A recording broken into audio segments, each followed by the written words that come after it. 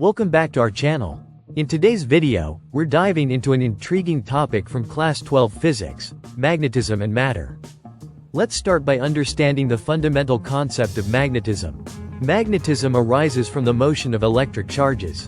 When charges move, they create a magnetic field, and this is the essence of magnetism. We'll explore how this phenomenon is not just limited to magnets but extends to all matter. Now, let's discuss the types of materials in relation to magnetism.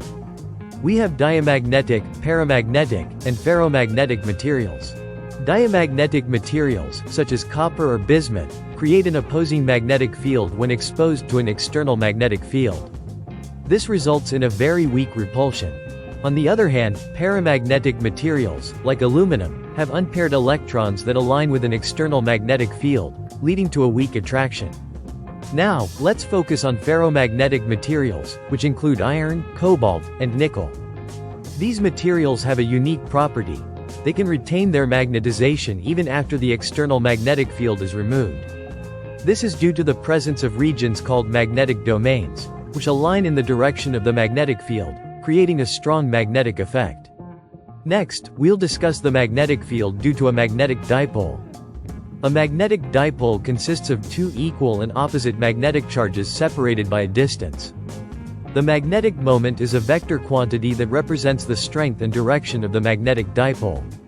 The formula for the magnetic moment is given by the product of the pole strength and the distance between the poles. Moving on, let's look at the concept of Earth's magnetism.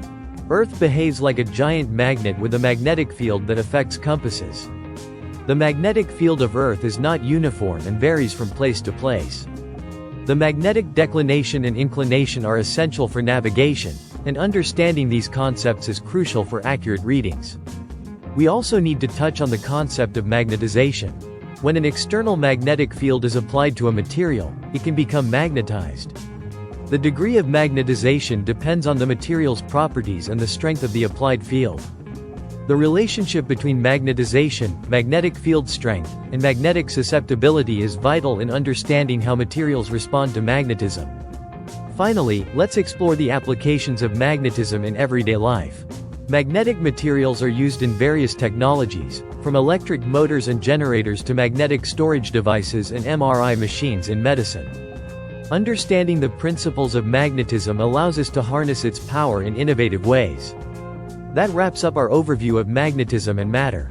We hope this video has provided you with a clearer understanding of this fascinating topic.